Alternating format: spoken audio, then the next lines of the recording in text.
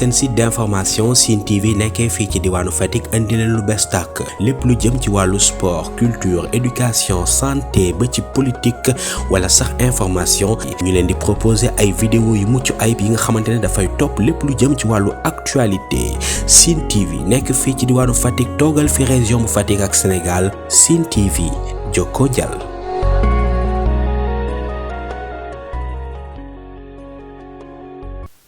asalaamaaleykum man la Pape Dione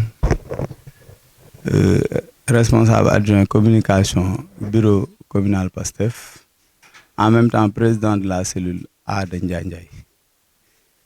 di am mbégte tey janook yéen ci kanamu caméra yi ak micro pour waxtaan ak yéen ci lu jëm ci Fatick ak li ko wër mais aussi li nga xam ne sumb nañ ko biir Fatick ma ànd ci ak ay nit ñu de valeur moo mun ci citer le président Djidjack Faye directeur de l'ARD di ñaan nag yàlla kàddu yi nga xam ne ñoom lañ fi yëkkati tey mu doon luy jëriñ askan wi di jëriñ képp koo xam ne tàbbi na si biir nopp te xam ne liñ ci bëgg moom mooy njëriñu ku ne parce que tey jii Sénégal moo am problème yàlla di ko faj ba mu yegg si Fatick yi tamit lam ci dese ci problème dama bëgg buñ ko mënul yi tamit ñu ànd ci ñi nga xam ne ñoo koy def moo tax le président Djidjack ak man mii di wax ak yéen di Pape Dione ak képp koo xam ne bëgg nga lu solutionner les problèmes de Fatick ñu bëggoon tey jii tase ci benn cadre boo xam ne ci biir coalition Diomaye président la nekk mais ñun ci suñu bopp ak ndaw yiñ ci àndal ñun ñoo ne kat duñ toog di seetaan rek président Diomaye muy liggéey waaye dañuy ànd sóob suñu loxo ak suñu xam-xam ak suñu temps ci biir liggéeyam boobu moo tax ñu créer benn cadre bu ñuy wax cadre unitaire du Sine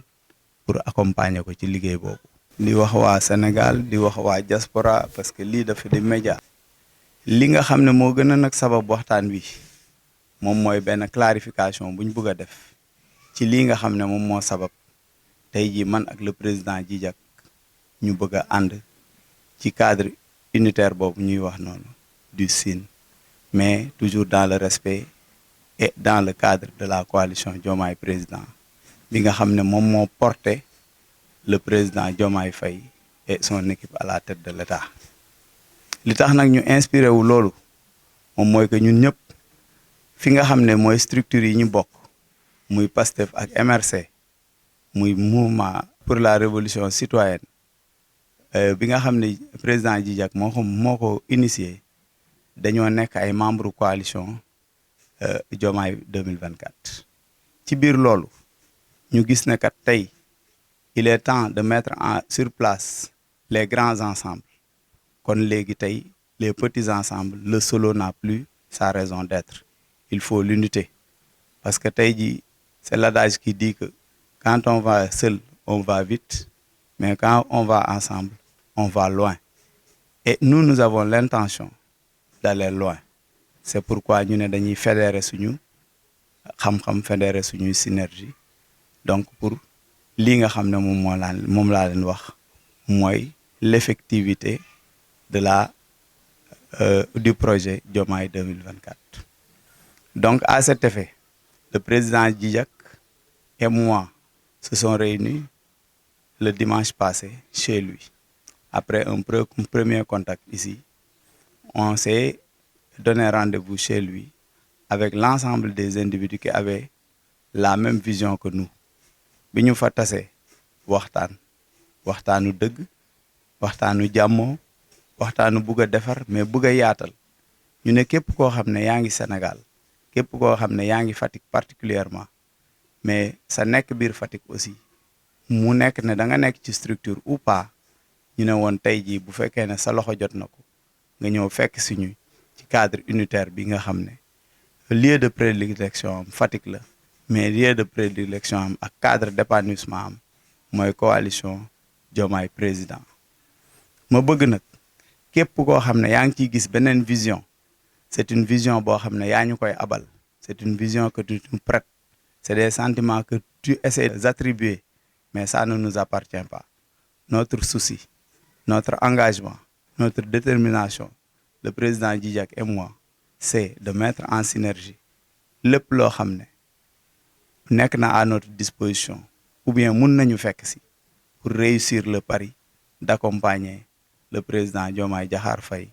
pour que mu réussir la mission qu'il s'est assignée et qui lui a valu des mois de prison, qui lui a fallu des tortures psychologiques, qui aussi avec son compagnon de taille, celui qui, par sa foi et sa détermination, a pu, par sa générosité, céder à Diomaye de faire passer le fait de faire passer le projet. Donc loolu moom moo ñu motiver ñu ngi dégg nag ay nit di waxee fu nekk mais ku nekk aussi fa ngay waxee c'est à la hauteur de tes sentiments mais aussi à la hauteur de ta vision, à la hauteur de ta connaissance. Mais nag nit ki booy wax te ngay jullit boo nekkul jullit tamit nekk nit rek nit valeur la sëñ Abdoulaye moo doon wax ne koo xam ne sa bopp mu ngi ci kaw say tànk jëm suuf nee na naasu nga waaye xaw mi nag ay jikkoo koy def ci nit jikko nag buñ koy wax jikko ju baax jaa tax ñuy wax kon képp koo xam ne lii tàbbi na sa nopp muy projet bi nga xam ne dañ ko teg te teguñu ko ci suñu nafsu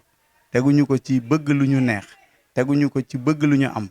mais dañ ko teg simplement c'est parce que dafa am benn cause boo xam ne moom moo ñu boole woon cause boobu continuer di ñu boole parce que cause boobu dafa porter le président Diomaye à la tête de l'État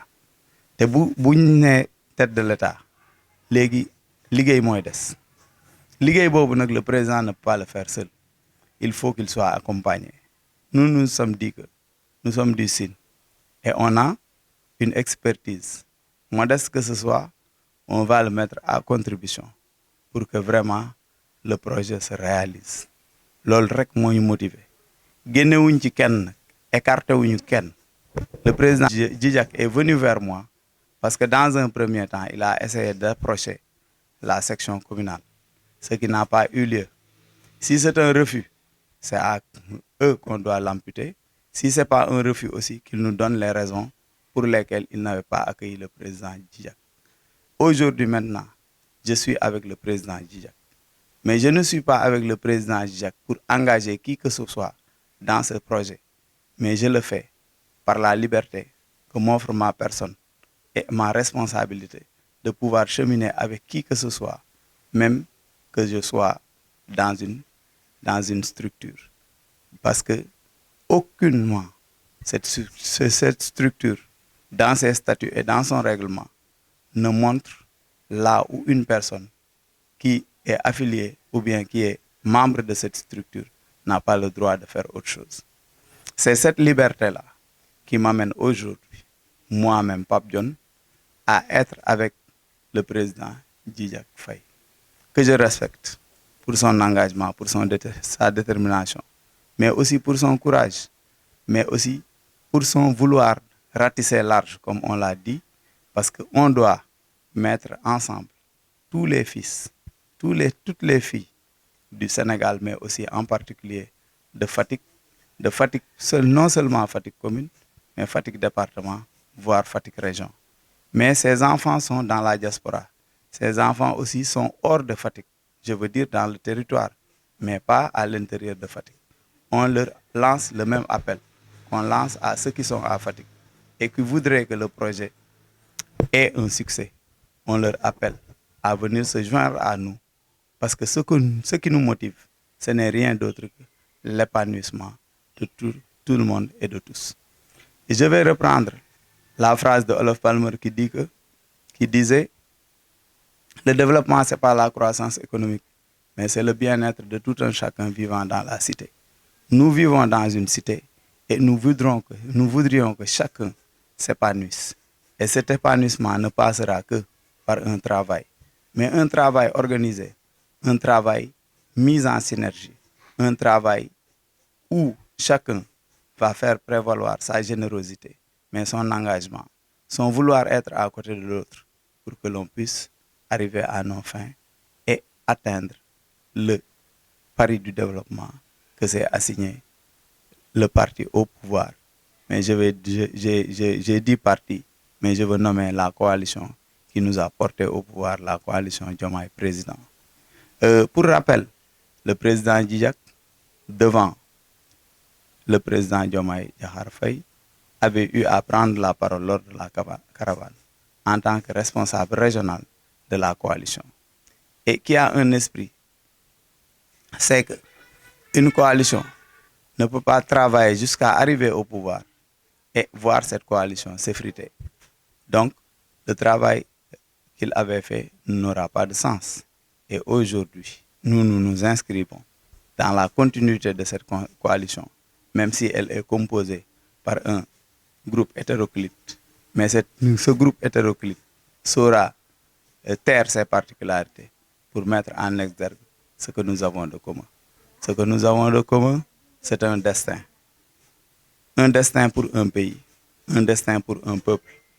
Et cela, nous l'avons compris. Le président Djidiack Faye et moi, et l'ensemble des individus avec qui on a eu à mettre sur pied ce cadre unitaire. Lii nag peut-être gudd na guddul, mais am na loo xam ne bëggoon naa ko leeral. Defe naa ne am na lu ci leer te li ñu bëggoon yëpp moom mooy que sénégalais bu fi nekk wala sénégalais bu ko dégg xam ne ñun kat benn objectif lañ am mooy accompagner le président de la République ak équipe am pour que souhait bi mu nat pour que Sénégal nekk un pays développé, un pays épanoui, bi nga xam ne doomam yi li ñu soxla ci dundin dinañ ko am. te l'avenir mooy nos enfants ñu bëggoon leen a tracer benn cadre boo xam ne bu ñu ñëwee ñoom ñëpp dinañ ci xej mun ci épanouir. Chemin boobu ñu bëgg a tracer nag occulté wul kenn, génnewuñ ci kenn, buñ ko sañoon ñëpp ñëw fekk ñu ci. Nañ xam ne amuñu même vision que ñoom, mais terewul ñu ngi leen di jox respect, di jël encore loolu nga xam ne moom mooy critiques yi ñuy def envers nous, mais que ce soit des critiques, même si c'est acerbe, mais on va les prendre. Mais xam nañ ne critiques yi ngeen ñuy sànni aussi ñun de duñ jàpp di naan ñu ngi ñuy sànni ay xeer rek, mais dañuy fexe ba buñ ko jotee fexe wut nuñ ko tëggaate, fexe wut nuñ ko positiviser ba nga xam ne dinañu amal njëriñ, amal ko askan wi. maa ngi leen di gërëm di leen sant di leen ñaanal yàlla. seen site d'information Sine TV nekkee fii ci diwaanu Fatick indi leen lu bees tàkk lépp lu jëm ci wàllu sport, culture, éducation, santé ba ci politique wala sax information. ñu leen di proposer ay vidéo yu mucc ayib yi nga xamante ne dafay topp lépp lu jëm ci wàllu actualité. Sine TV nekk fii ci diwaanu Fatick toogal fi région bu Fatick ak Sénégal. Sine TV jokkoo jàll.